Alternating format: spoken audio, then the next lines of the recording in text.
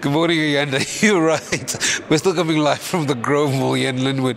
That is just some of the oddities that's on display here as part of the Ripley's tour South Africa. Can you believe it? I looked at a painting a little bit earlier. I don't know what you call it. It's made completely of dog hair. Can you imagine? And the person who created this Michael Jackson portrait didn't even own a dog. That's how weird it is. Right now, we're standing next to a very tall, the very tall figure of Robert Wadlow. Can you believe he was over 2.7 meters tall? One shoe weighed over 2 kilograms. At his passing, he weighed over 200 kilograms. Just some insane things that you'll see here at the Ripley store. And it's all about, of course, amusing and educating learners. Right now, I'm joined by the director in the Department of Education for Learning Materials and Support, Khulula Manona. Ma'am, thank you very much for joining me here on Morning Live. Let's talk about some of these oddities. In comparison, you're a little bit taller than me, but he's even taller than everybody. What are kids going to experience here? Thank you, Sam, and good morning to the viewers. Kids are going to experience what we call wonders, and I think it's aptly named the Ripley store, that it is a believe it or not. They are coming here to see for themselves, and whether they're going to believe it or not, that there was once a figure which was as tall as this one, as Robert Wadlow. This is such an interesting partnership, the Department of Education and Ripley's Entertainment. How did it come about? This was brought to us through our valuable sponsor and partner, Siaka Education Trust. And they are actually supporting education and supporting the Department of Education by working with schools. And the most important thing is that they target schools which are actually in previously disadvantaged areas. And they are bringing all forms of entertainment and fun and educational resources, and that is really changing lives of learners who may not have had access to such resources. I've had a very interesting morning. This has been such an education for me. I can only imagine that when children come through the various malls over the 12 cities, this year-long project, that this is going to make learning fun. It really does. We do emphasize learning through play and learning through fun. And also when it comes to reading, we want to encourage reading for pleasure. So pleasure is central in education.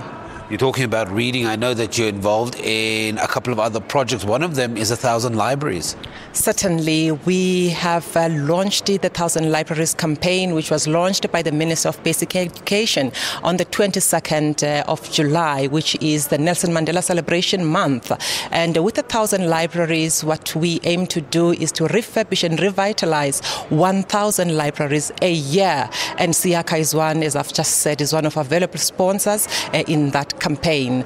Part of the 1,000 libraries campaign is also to build new libraries, and we have just completed the construction of 18, and the launch that took place on the 22nd took place in one of the newly built libraries. How do we get kids to understand the adventure that lies between two covers? That these are some of the interesting facts that you'll be, when you come to one of these the exhibits, that you'll experience. But a lot of these kind of facts and interesting things they lie on pages. Certainly, they lie on pages, they lie in books, which is why we are certainly rallying behind the revitalization of libraries, because in libraries, those are spaces where books are, where there is wonder, where there is experience, where learners can travel through the pages of the books to see wonders like these.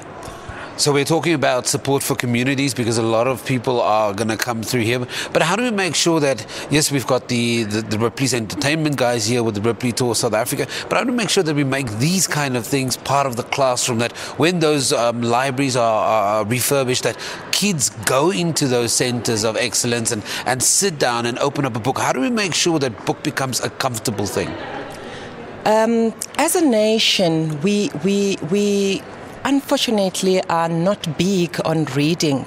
And then in that regard, we need to actually influence the mindset of firstly the nation and finding role models and making reading and making owning a book a part of our lives. And it is then that we can filter it down to children, and we can then educate children about the importance of reading, but creating access, which is what the 1,000 Libraries campaign is doing, is key. It is primary. If there is access to reading materials, to interesting materials, and then finding people who are going to model that, or certainly we have to then mention the fact that important is that our teachers, who are then the ones who are entrusted with that role of modeling reading and of presenting these spaces of libraries to our learners, we have to make them central. We have to make sure that our teachers are trained, and we have to make sure that our teachers are ready for introducing learners to the libraries.